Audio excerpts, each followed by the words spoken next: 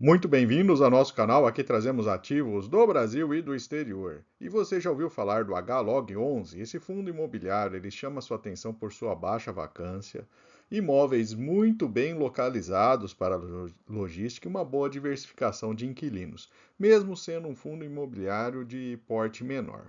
Mas tem alguns pontos que precisam ser considerados: a data de vencimento dos contratos, uma dívida pesada que consome boa parte aí das suas receitas e rentabilidade abaixo do CDI são alguns dos pontos principais, além de imóveis concentrados, né, poucos imóveis e dividendos que caíram aí no último ano, assim como também um dividend yield mais baixo do que outros fundos da área de logística. Mas será que o HLOG 11 é uma oportunidade que tenha uma chance aí de recuperação ou um risco a se evitar? Fique comigo até o final que eu vou te mostrar todos os detalhes desse fundo imobiliário, seus prós, seus contras e o que você precisa saber antes de investir. Se o vídeo ajudar em seus estudos, fique à vontade para curtir, compartilhar e se inscrever em nosso canal.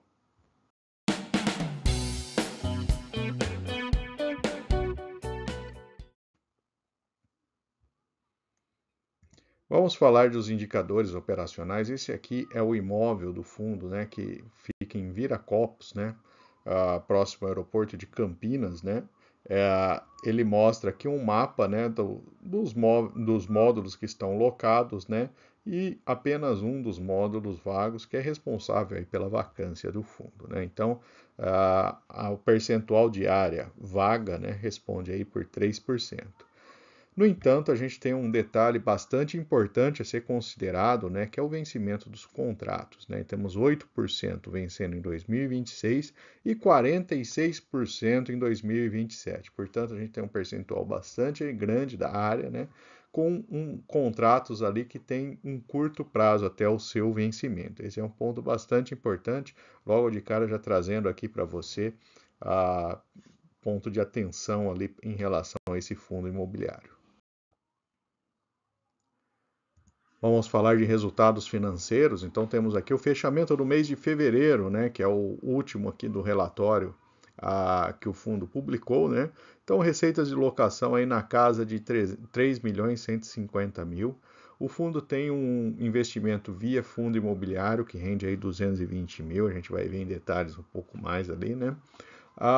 Em compensação, temos aí 1 milhão e 100 de despesas financeiras. Esse é um ponto importante. Então, a dívida desse fundo ela é grande e dessa forma aí consome uma boa parte da receita imobiliária do fundo. Então, aqui temos a composição.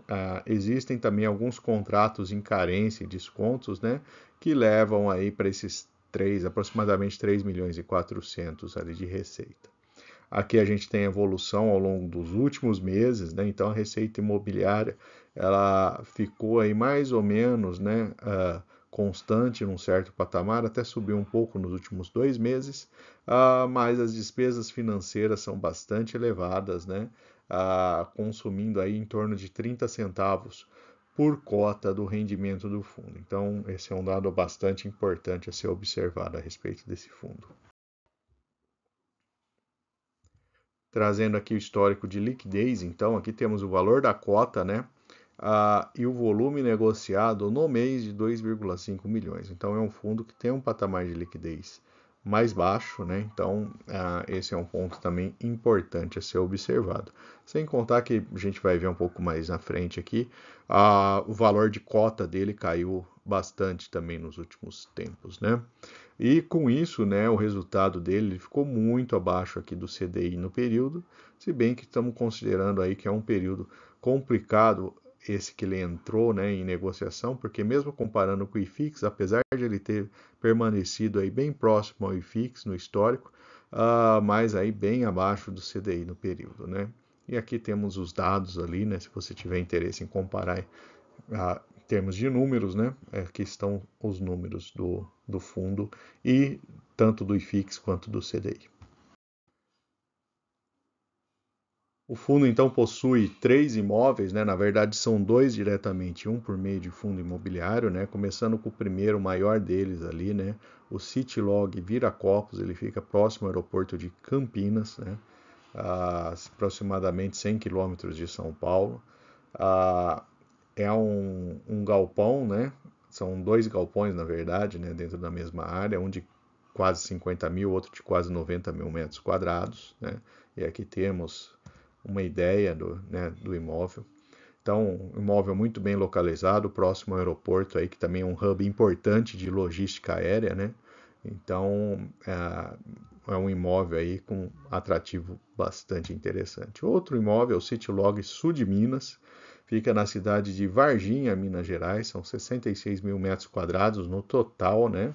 Então, são aqui 3 galpões distintos, né? Um de 9 e 2 ali de 28 mil metros quadrados, né? Então aqui temos a visão aqui dos galpões, né? São esses mais próximos aqui, né? Também numa posição bem estratégica de fácil acesso tanto para São Paulo, Belo Horizonte e Rio de Janeiro, né? E o Parque Anhanguera, o fundo ele tem uma participação, né, no fundo que tem esse imóvel, né, que fica aí localizado na cidade de São Paulo, é a sede administrativa, né, da Natura, com edifício anexo e o centro de distribuição. Então, dá uma ideia aqui desse imóvel, né? E aqui temos então, né, o 93,4% do investimento em imóveis, né, o percentual de cada carteira, 64% é o de Viracopos, 33% o sul de Minas e 3% o Parque Anhanguera em São Paulo, né? Então, área bruta ali, um total de 206 mil metros quadrados. Apesar de ter uma concentração em termos de imóveis, né, em termos de setores, ele tem uma distribuição bastante interessante, né? São várias empresas, algumas empresas grandes, né? E de diversos setores. Os contratos de locação, né? Temos revisional ali em 25, 26, né? Mais da metade, né? Com essa revisional. E aqui temos uma ideia da database de reajuste dos contratos.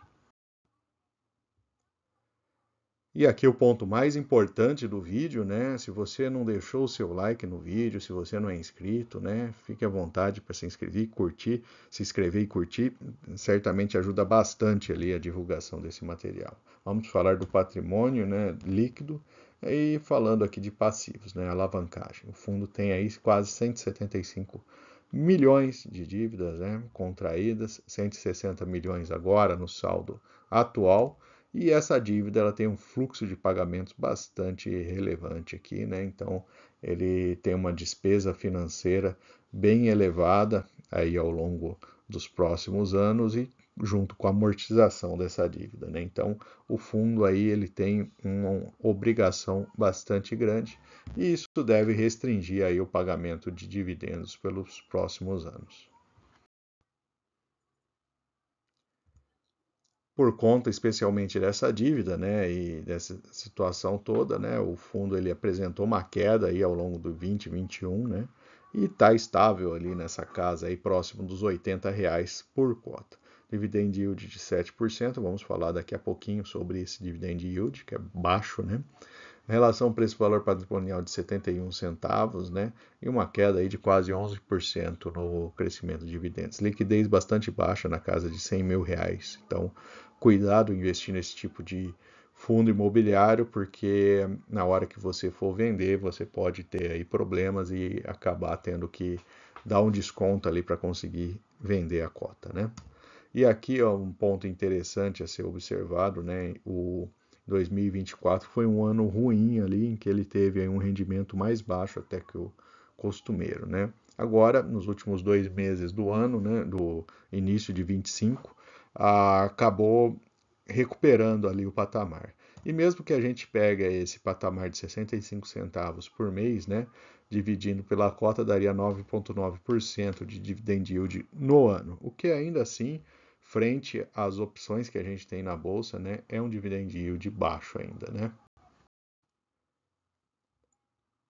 Então está aqui nessa tabela, lado a lado, ele com outros fundos de logística, né? A gente percebe aí vários deles, né, na casa de 12, 13, 14% de dividend yield.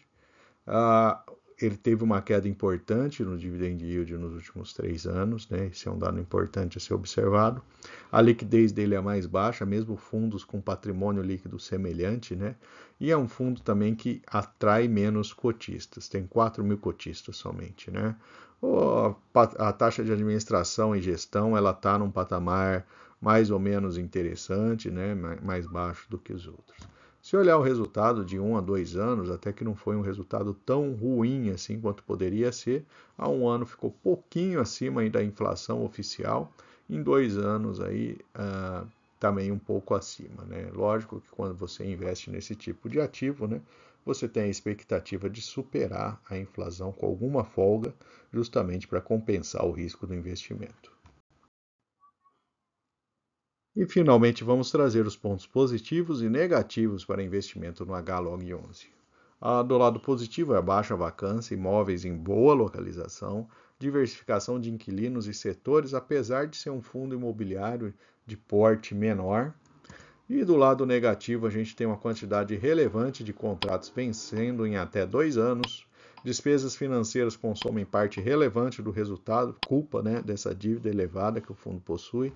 Rentabilidade histórica abaixo do CDI, apesar de ser próximo ao IFIX, né, esse é um dado negativo. Concentração em termos de imóveis, né, e a queda dos dividendos e dividend yield mais baixo do que outros fundos semelhantes. Então, esses são os principais pontos em relação ao HLOG11. E vou aproveitar para deixar nossa playlist de fundos imobiliários. Lá você encontra diversos ativos. E fique à vontade também para curtir, compartilhar, comentar o que você achou desse vídeo. E se você não for inscrito, também deixarei o link aqui para você se inscrever em nosso canal.